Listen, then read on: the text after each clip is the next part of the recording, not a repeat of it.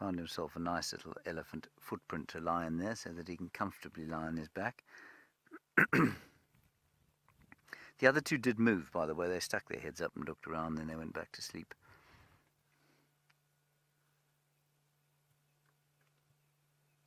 Yeah, let's give it another 2 or 3 minutes and then we're going to pull out, I'm afraid. See what else we can see. I just find this quite difficult to watch.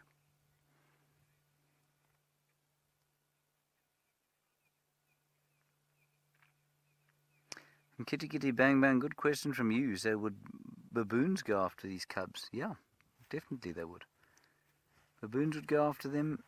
It's difficult to think of many animals that wouldn't go after them. Elephants would go after them. Elephants wouldn't tolerate having little lion cubs there. If there was water anywhere near here or sufficient grazing, well, you'd find the elephants would probably smack them as well. So those three are in a seriously stupid position. These guys, obviously, Andrew drove past these chaps and didn't see them. That's not a aspersion on Andrew, but, he didn't have the benefit of being able to sit and look around.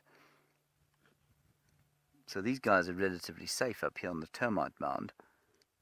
But those three are in... it's difficult to think of a place where they would be in more danger.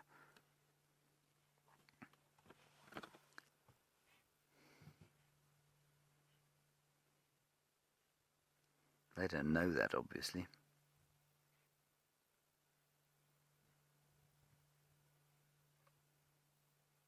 But, as always, they may well be absolutely fine.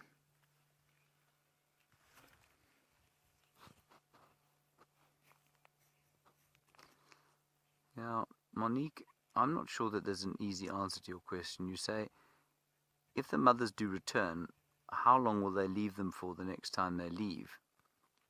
Or does it depend on what they catch?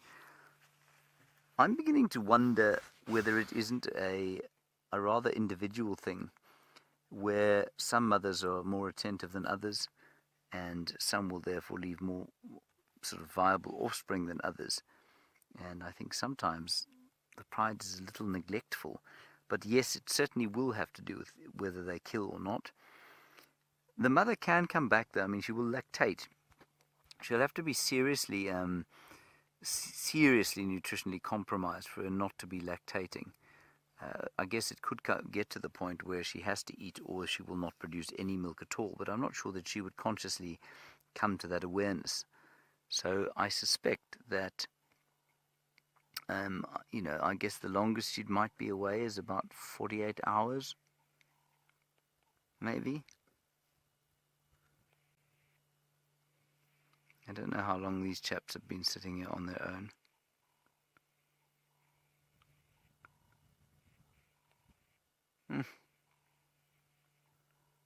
It really does make you want to go over there and give them a bit of a cuddle. Looking at us now.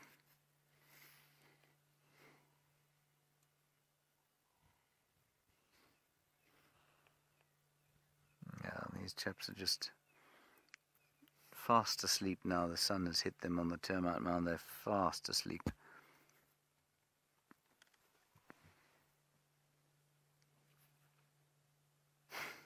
Not even moving.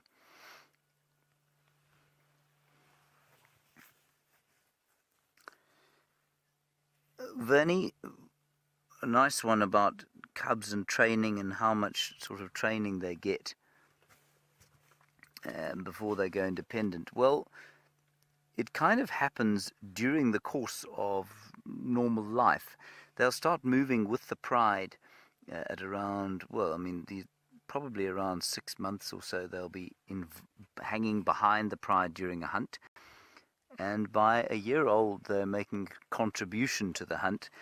And by the time they're 2 years old, of course, they're fully fledged members of the pride, males and females. And so I guess it's about an 18-month process during which they learn to make a contribution to the hunt. They will make a mess of many hunts before they're able to genuinely contribute. And I suspect quite strongly, as it is with human beings, some are talented and some not so talented.